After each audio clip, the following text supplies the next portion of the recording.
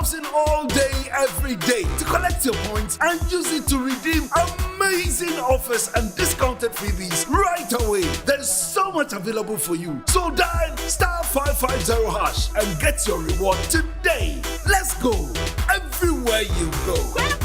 Kweku, have you heard what they are doing on MTN?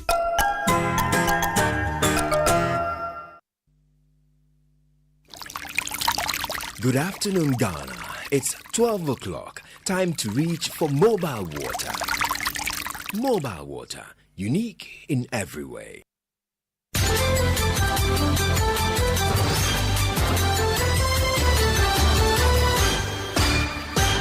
It's 30 years of joyfulness. Hello, good afternoon. Welcome to the Midday News.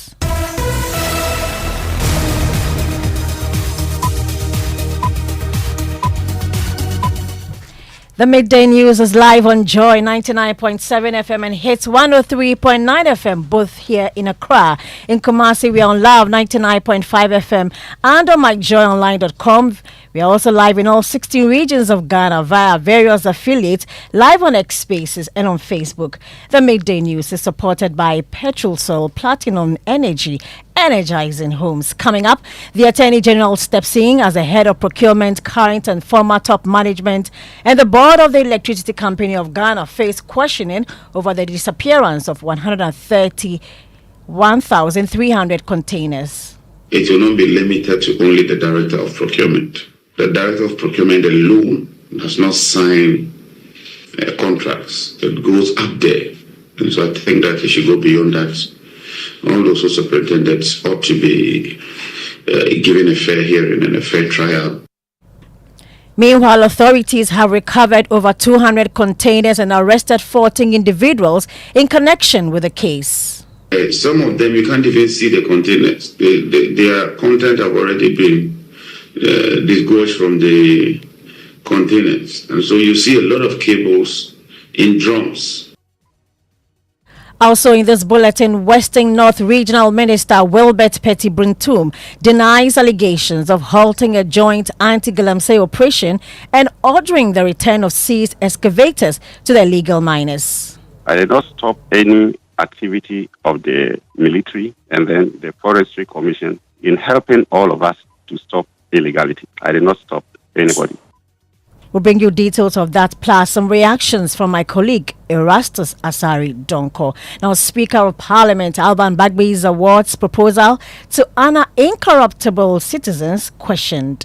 With the greatest respect to the Speaker, since Parliament is a microcosm of the entire body of the population, what Speaker should do is to limit what it intends to do within Parliament, because there are many issues in Parliament that ought to be dealt with. But what really is the intent of the National Integrity and National Vulture Awards? As we recognize and award men and women of integrity, we shall name and also shame those who we consider as persons of low integrity. We'll also hear from those who are supporting the move by the Speaker. And in sports, the Ghana Boxing Authority rejects suggestions it was negligence in the circumstances that led to the death of a Nigerian boxer, Gabriel Oluwasegu Olang Regaugu.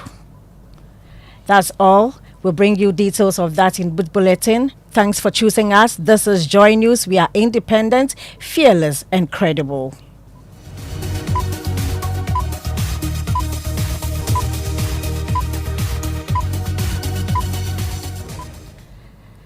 Thanks for choosing us. We start with the Attorney General, Dr. Dominic Ayene. He is set to question the head of procurement, past and present top management, and the board of directors of the Electricity Company of Ghana over the disappearance of 1,300 containers belonging to the Power Distribution Company. The investigation comes amid growing concerns about accountability and transparency within ECG, as reports indicate the missing containers contained essential electrical equipment which were meant to support the country's power infrastructure. The disappearance has raised alarms within government and regulatory circles, prompting the AG to take swift action. Energy Minister John Jinapor tells Joy News government is bent on getting to the bottom of the scandal. the law enforcement agencies would ensure that everybody is given the opportunity to account. When we say accounting for your stewardship, all of us, when we left office, I went to EOCO severally. National Security Operatives stormed my house. They took my computer. They took my laptop and took it all the way to the United Kingdom. A lot of forensic investigations. It's part of the process of accountability. And so once you accept such a responsibility, you ought to be available to account. And I think that it will not be limited to only the Director of Procurement. The Director of Procurement alone does not sign contracts. It goes up there. And so I think that it should go beyond that. All those superintendents ought to be given a fair hearing and a fair trial.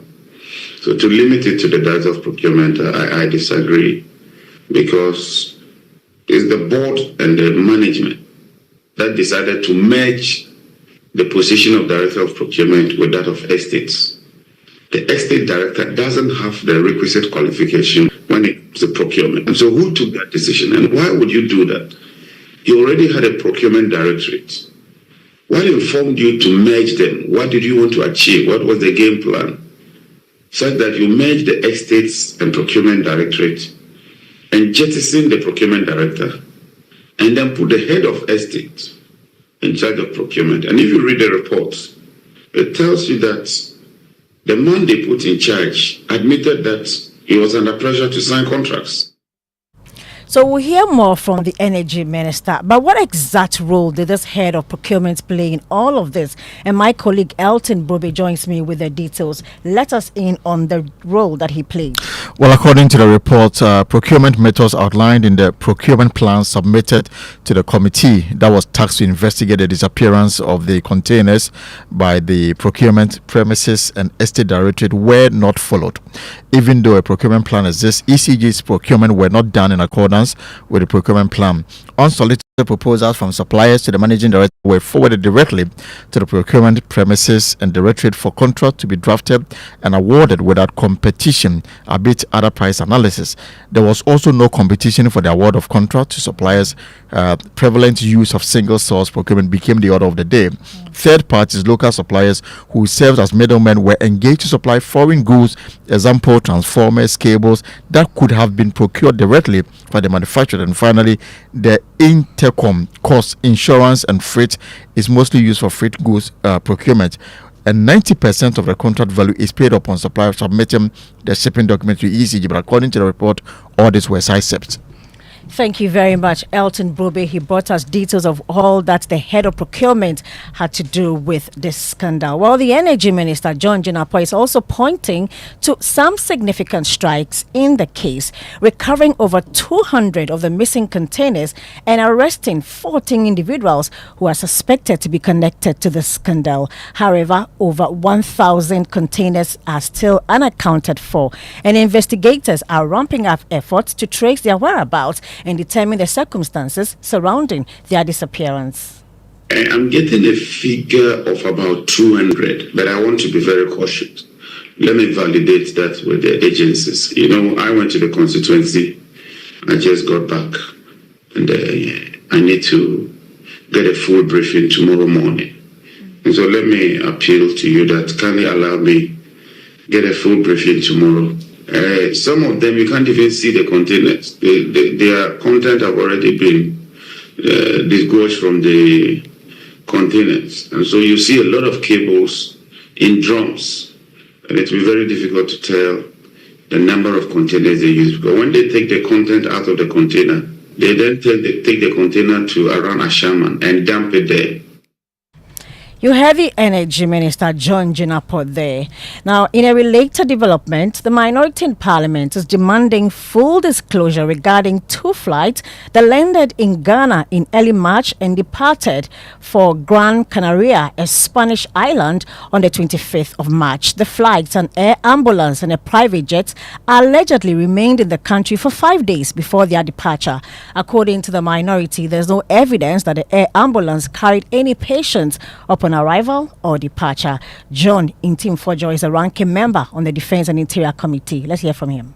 The Minority Caucus calls on national security to, as a matter of urgency, make public the content of cargo suspected to be cocaine and cash transported into the country by two suspicious flights, namely Med flights N823AM and Kavok Air private jets Antonov and 12B, which landed on the tarmac of Kotoka International Airport in March 2025 from Gran Canaria, an island of Spain, and departed to the same Gran Canaria days after their arrival.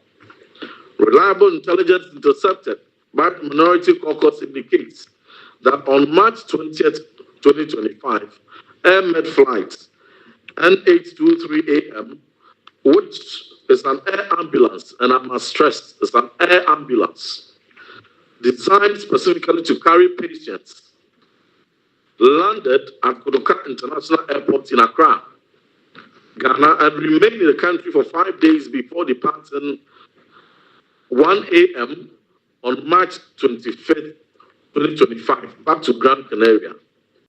And you heard that the ranking member on the Defense and Interior Committee in Parliament, John Intim-Fojo.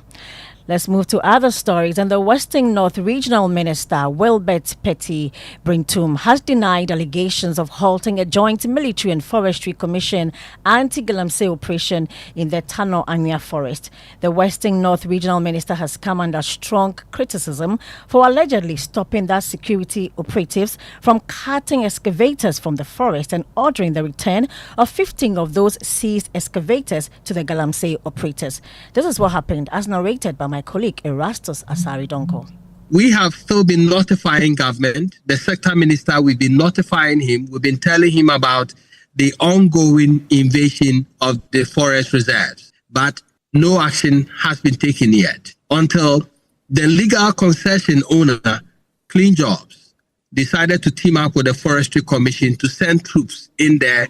That was Thursday, and they started the onslaught. As from Thursday to today, they seized 15 excavators.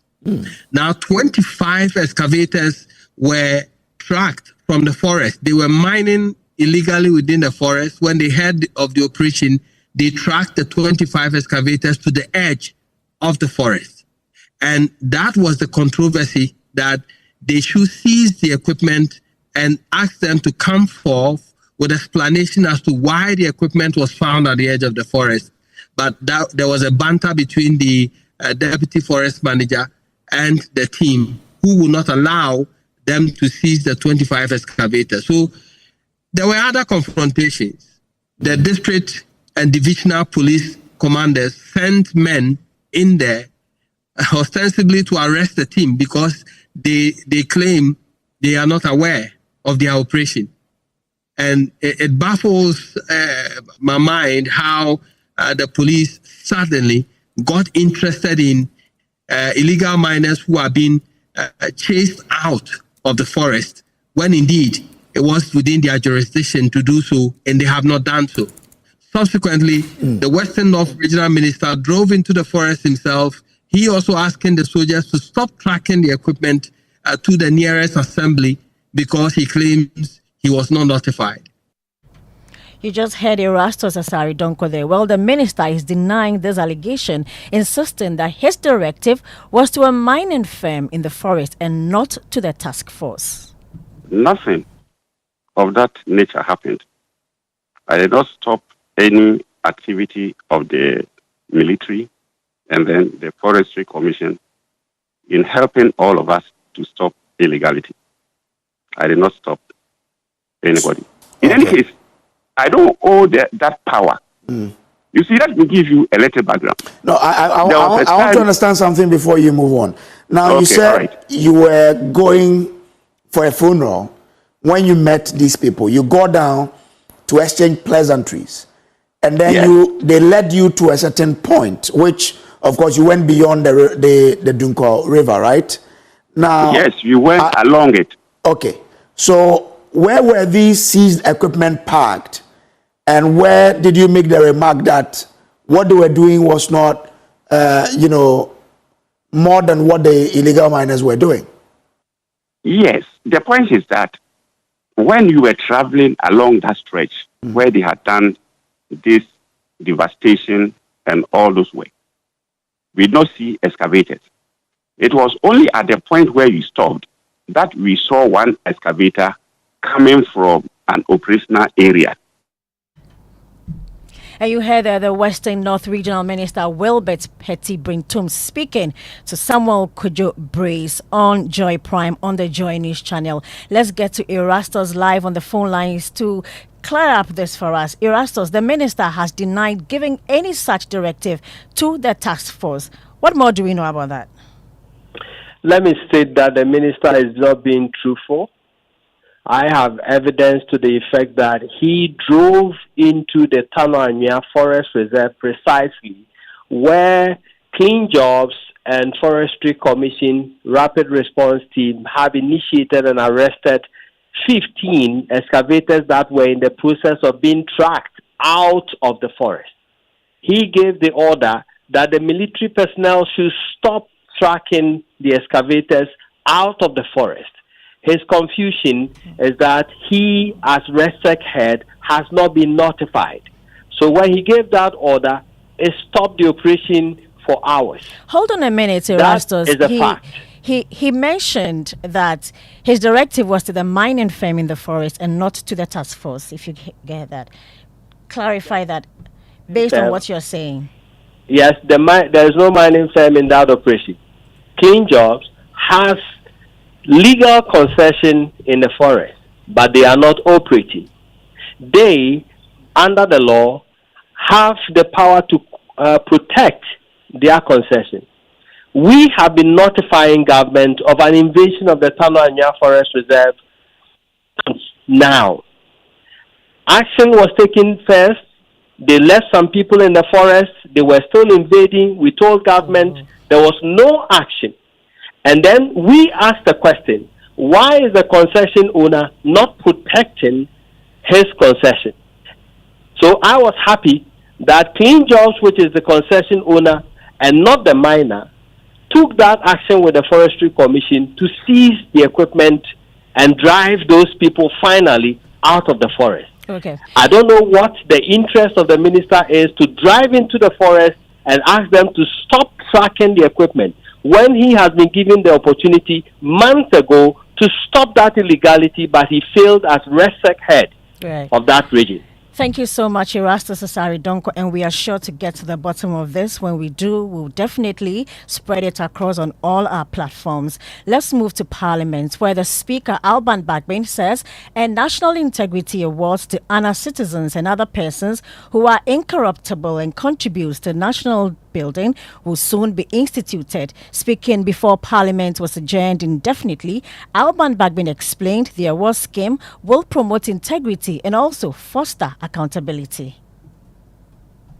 The scheme is therefore a crucial step in promoting integrity in the country by recognizing and honoring individuals who have demonstrated exceptional commitment to ethical conduct, transparency, and the fight against corruption. By this initiative, we aim to inspire a national movement where integrity is not only expected as stated, but desired and rewarded.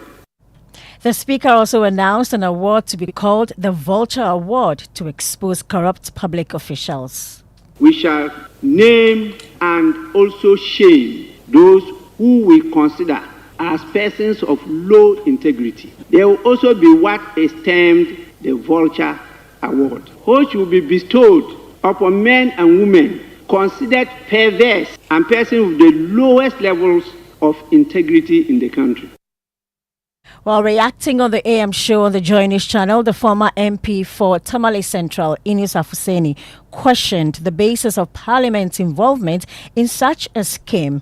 He backed his argument with a similar initiative by former Speaker Michael Quay for MPs, which failed. What is Parliament seeking to do? It appears to me that Parliament is going outside its prescribed boundaries to look at corruption as a national issue. I think, with the greatest respect to the Speaker, that since Parliament is a microcosm of the entire body of the population. What Speaker should do is to limit what it intends to do within Parliament, because there are many issues in Parliament that ought to be dealt with. It is not the first time, actually. The first attempt was in 2019 by Speaker Marco Quay, but that even didn't see the light of the day, because when members of Parliament were identified by Speaker Marco Quay to be awarded, they faced objection from other members of Parliament because they thought that if that thing went out, their constituents would interpret it to mean that those who were not awarded were not serious members of Parliament, and so that could go against them in their constituency. So it failed. So these were my initial thoughts. Are we crossing the boundaries? The move has, however, received some commendations. Let's hear from CDD fellow Dr. John Osai Kwapong, who says rewarding good behavior serves as exemplary model for others.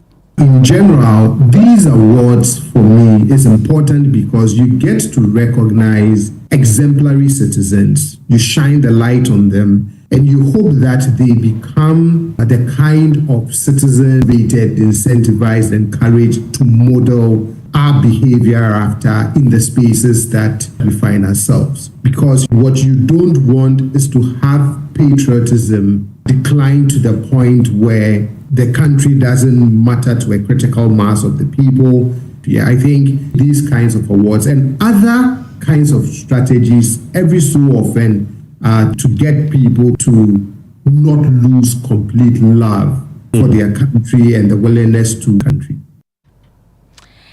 And you're still listening to the Midday News live on Joy 99.7 FM. We'll take a short break here. When we come back, Ghana Boxing Authority rejects suggestions it was negligent in the circumstances that led to the death of a Nigerian boxer, Gabriel Oluwasegun Olanrewaju.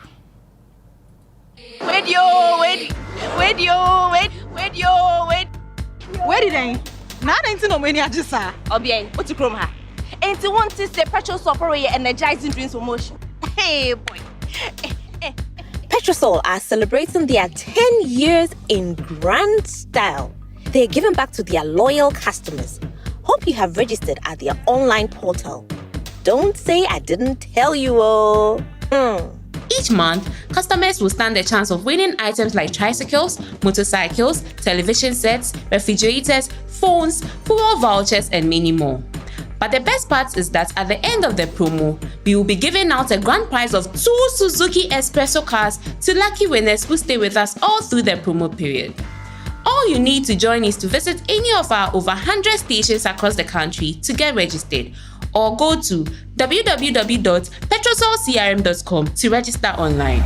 Petrosol, energizing dreams.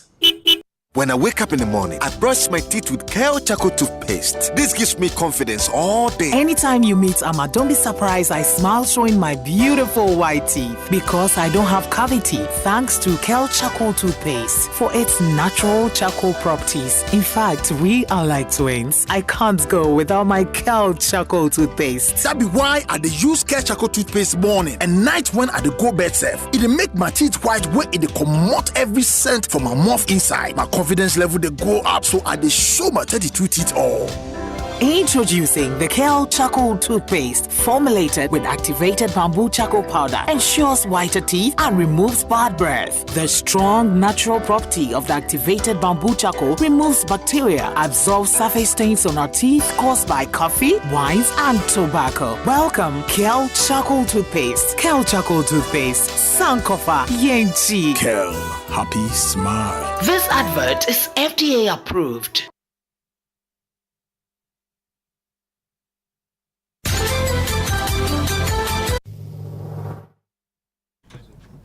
You're welcome back to the Midday News. Now, the Ghana Boxing Authority has rejected suggestions that it was negligence in the circumstances that led to the death of a Nigerian boxer, Gabriel Oluwasegun Olanrewaju.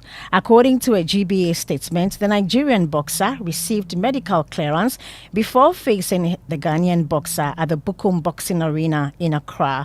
However, that position has been rejected by the Nigerian Boxing Board of Control, insisting the Ghana Boxing Authority aired. $500 that they were offering is too small. They wanted more. They were saying they will not be paying more than that. Eventually, Shegun said he wasn't going to fight, and he was taken from the venue of the fight Friday evening to the hotel so that he can leave for Nigeria on Saturday morning. The boxer and his coach, that's Deron, that came with him, we are already on their way back to Nigeria. I made to understand they were even about getting to Aflao. That's what I was told before a call came. Maybe Shegun made the call, or the promoter or matchmaker made the call, and they said yes, they're now ready to at least increase or pay him what he was asking for as extra, and that there's a fight in Ghana Saturday night, and that fight, the bill will be put on that fight. So Shegun and now came back.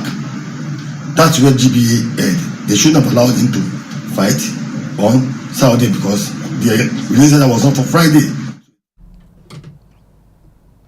And you heard there the General Secretary of the Nigerian Boxing Board of Control, Oluremi Aboderin. The Minister for Local Government, Decentralization and Rural Development, Ahmed Ibrahim, has strongly condemned the destruction of party offices in various parts of the country following the nomination of certain individuals for district chief executive positions. Reports indicate that some disgruntled party supporters in the Bono and Bono East regions vandalized offices in protest against the elections. The incidents, which have occurred in multiple regions, have also raised concerns about political intolerance and the destructive nature of internal party disputes.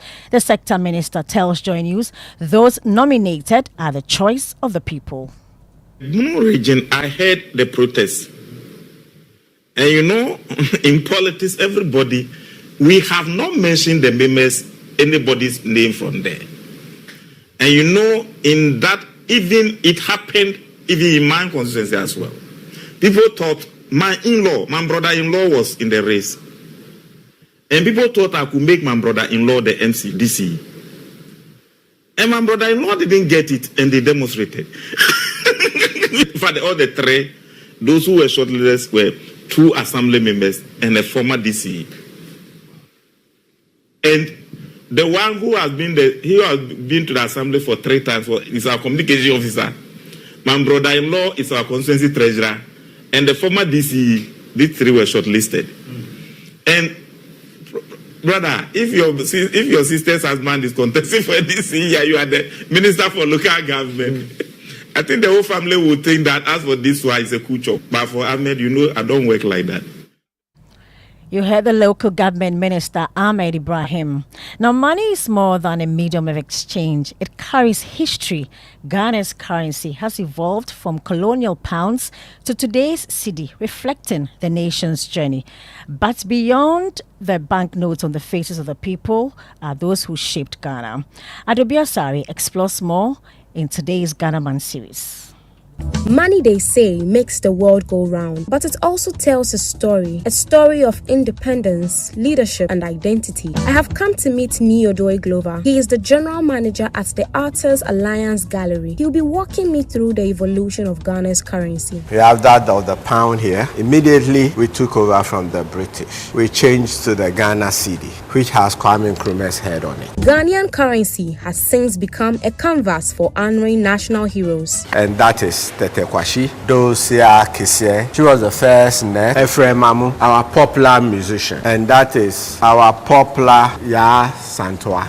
Beyond individuals, Ghana's banknotes also highlight national landmarks and industries. The Bank of Ghana is changing our currency. A major currency change came in 2007 under President John Kufuor, when the Bank of Ghana restructured the cedi, removing 4 zeros. The 10,000 cedi note became today's 1 cedi. But how did the name cedi come about? Our present money cedi is the name of a shell. The cowries. The cowries. Cedi. Cedi. Okay. The cedi was once our money. So the name cedi comes from the word cedi. Okay. Yeah.